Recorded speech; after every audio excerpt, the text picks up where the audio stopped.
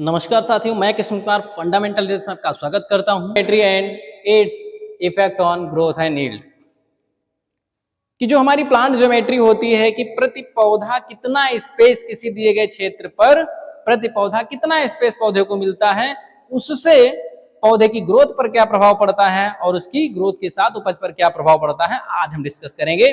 आइए चलते हैं कि plant geometry it refers to the spatial arrangement of plant within given area affecting resource utilization and overall crop performance। कहना है सीधा सीधा कि स्पेशियल अरेंजमेंट किसी पर्टिकुलर क्रॉप को किसी दिए गए क्षेत्र में प्रति पौधा कितना स्पेस मिल पा रहा है, जिससे वो अपना जो रिसोर्स है उनका यूटिलाइजेशन कैसे करता है, चाहे वो सनलाइट हो, चाहे जो न्यूट्रिएंट की बात हो, चाहे हवा की बात हो, उनका यूटिलाइजेशन कैसे करता है और उससे कैसे अपनी क्रॉप परफॉर्मेंस को बेटर करता है। तो यहां पर जो मेथड ऑफ सोइंग है, ट्रांसप्लांटिंग इसके अंतर्गत आता है। तो बुवाई की जो विधि की बात की जाए वो क्या है, ब्रॉडकास्टिंग है, छिटकवा विधि डिबलिंग है, सोइंग बिहाइंड द प्लाऊ हल के पीछे कूड़ों में बुवाई, सीड ड्रिलिंग सीड ड्रिल से बुवाई, नर्सरी ट्रांसप्लांटिंग जो नर्सरी उगाते हैं हम और उसके बाद उसको फिर डिजायर्ड फील्ड पर उसको ट्रांसप्लांट करते हैं। आगे चलते हैं, पहला है हमारा ब्रॉडकास्टिंग। ब्रॉडकास्टिंग जैसा कि हम सभी जानते हैं, जो मोस्टली भारतवर्ष में विधि अपनाई जाती है वो यही है ब्रॉडकास्टिंग, जिसमें हम क्या करते हैं, स्कैटरिंग ऑफ सीड्स। जो सीड्स होता है, बीज होता है, उसको हम हाथ में लेके यूनिफॉर्मली पूरे फील्ड पर छिड़क देते हैं, बिखेर देते हैं और उसके बाद फिर हम पाटा लगा देते हैं। इसको कहते हैं ब्रॉडकास्टिंग या छिटकवा विधि। तो वो सबसे जरूरी बात होती है कि छिटकवा विधि में एक जो है स्किल पर्सन की आवश्यकता होती है, जिसने बहुत बुआई की हो और जो समान रूप से बीज को बिखेर सके, तब वो ज्यादा इफेक्टिव होता है। अदरवाइज वो पूरी तरीके से सीड को समान रूप से नहीं बिखेर पाएगा या समान रूप से बुआई नहीं कर पाएगा। दूसरी चीज क्या होती है, बहुत ही क्विकेस्ट मेथड है, बहुत ही आसानी से कम समय में जो है ज्यादा बुआई हो जाती है। लेकिन सबसे बड़ी समस्या ये होती है कि बीज इसमें निश्चित गहराई पर नहीं जाता है, बीज से बीज की दूरी निश्चित नहीं होती है और साथ ही साथ इसमें बीज की मात्रा भी बहुत लगती है। आगे चलते हैं, इसके बाद आता है डिबलिंग। भाई दोस्तों, डिबलिंग क्या होता है, ये लाइन सोइंग मेथड होता है। एक डिबलिंग डिबलर होता है, उसके द्वारा inserting a seed through a hole by desired depth. किसी हो के माध्यम से हम क्या करते हैं, सीड को इंसर्ट करते हैं और फिर उस सीड को कवर कर देते हैं मिट्टी के द्वारा। इसे कहते हैं हम लाइन सोइंग या डिबलिंग मेथड। जिसमें बेसिकली हम क्या करते हैं, रिज एंड फरो मेथड का उपयोग करते हैं। इस तरीके से हम क्या बनाते हैं, रिज बनाते हैं या हम फिर ब्रॉड बेड बना लेते हैं। इस तरीके से ब्रॉड बेड बनाएंगे, फिर फरो बनाएंगे, फिर ब्रॉड बेड, फिर फरो। ठीक है, तो यहाँ आपका रिज एंड फरो मेथड हो जाएगा और यहाँ आपका ब्रॉड बेड हो जाएगा। इस तरीके से हम क्या करते हैं, लाइन स्विंग करते हैं।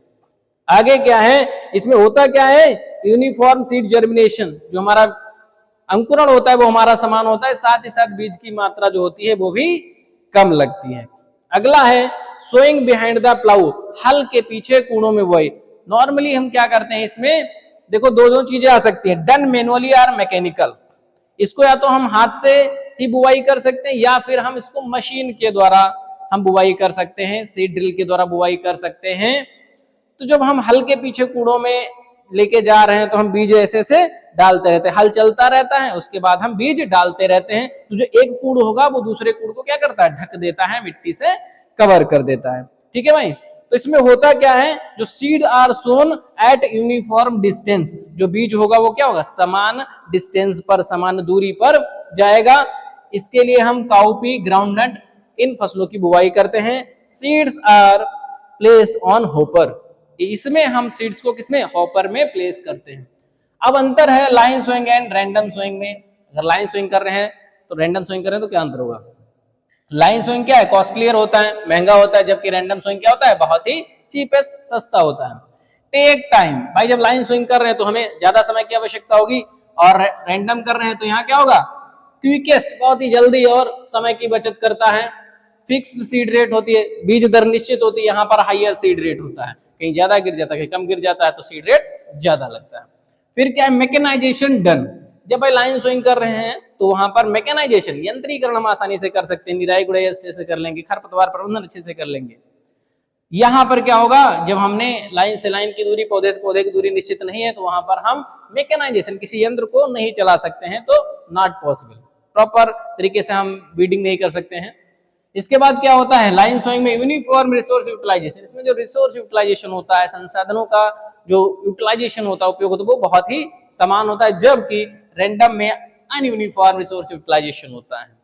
कोई रिसोर्स यूटिलाइजेशन, किसी को प्रॉपर स्पेस मिल पा रहा है, कहीं नहीं मिल पा रहा है, कहीं सीट बहुत गहराई में है, कहीं कम गहराई में है, तो प्रॉपर रिसोर्स यूटिलाइजेशन नहीं हो पाता है। अब आती है ड्रिलिंग की बात, ड्रिलिंग और ड्रिल स्विंग। इसमें हम क्या करते हैं, सीड ड्रिल से बुआई करते हैं, सीड कंफर्टी सीड ड्रिल से बुआई करते हैं, dropping seeds in a definite depth with covered soil and compacted. हम क्या करते हैं, निश्चित गहराई पर बीज को बुआई करते हैं इंप्लीमेंट्स के द्वारा, और फिर सीड को कवर कर देते हैं सॉइल के द्वारा एंड कॉम्पैक्ट कर देते हैं।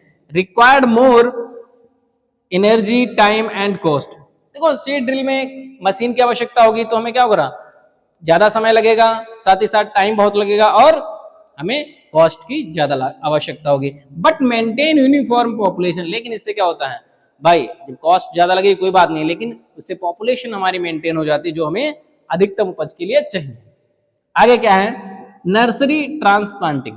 देखो नर्सरी के बारे में सभी लोग जानते हैं, धान की खेती करते हैं जहां हम नर्सरी लगाते हैं। नर्सरी का एक थंब रूल होता है कि जितने महीने की फसल होती है उतने ही हफ्ते की हमें नर्सरी लगानी चाहिए। जैसे 4 महीने की फसल है तो 4 हफ्ते की हमको नर्सरी आपको लगानी है, ठीक है। 5 महीने की फसल है तो 5 हफ्ते की लगानी है, 3 महीने की फसल है तो 3 हफ्ते की हमें नर्सरी लगानी है, ठीक है। उसके बाद क्या होता है, यहाँ पर young seedling are protected more effectively in short time in a smaller area. हम क्या करते हैं, छोटे क्षेत्र में हम क्या करते हैं, नर्सरी उगा लेते हैं, जो नर्सरी बहुत अच्छी इफेक्टिव होती है, और हम उससे आसानी से ट्रांसप्लांट कर देते हैं। एडवांटेज क्या होता है, इंश्योर प्लांट पॉपुलेशन, पौधों की संख्या होती है वो सुनिश्चित हो जाती है। दूसरा, crop intensification possible under transplanting. हम क्रॉप इंटेंसिफिकेशन कर सकते हैं, किसी छोटे क्षेत्र में हमने क्या किया, नर्सरी उगा लिया, उसके बाद हम क्या करेंगे, उसको मेन फील्ड में ट्रांसप्लांट कर देंगे, क्योंकि हो सकता है हमने दूसरी फसल ले रखी हो और हमारे पास समय नहीं है, तो हम किसी छोटे समय में, छोटे स्थान पर हम क्या करेंगे, नर्सरी उगा लेंगे। तब तक वो जो ड्यूरेशन है हमारा 20 to 25 डेज का, 25-30 दिन का, वो हमारा बच जाएगा, और हम क्या करेंगे, एक साल में ज्यादा से ज्यादा फसलें ले सकते हैं। ये होता है क्रॉप इंटेंसिफिकेशन। डिसएडवांटेज क्या होता है, नर्सरी राइजिंग एक्सपेंसिव, तो नर्सरी उगाना बहुत ज्यादा एक्सपेंसिव हो जाता है, कुछ ऐसे सीड्स होते हैं इनको बहुत ज्यादा महंगा होता है। ट्रांसप्लांटिंग इन अदर लेबोरियस, देखो ट्रांसप्लांटिंग के लिए लेबर की आवश्यकता होती है और टाइम कंज्यूमिंग भी होता है, तो एक लेबोरियस मेथड भी है। एज, यहाँ थंब रूल हमने लिख दिया है, एज क्या है, 1/4 total duration of the nursery bed, ठीक है। जितना हमारा ड्यूरेशन का फसल है उसका चौथाई भाग जो होगा वो हमारा क्या होगा, नर्सरी बेड का होगा। 5 महीने की फसल है तो 5 हफ्ते की, 4 महीने की फसल हो 4 हफ्ते की, हम नर्सरी लगाते हैं। तो ये हो गया हमारा क्या है, geometry and its effect on growth and yield. Thank you very much.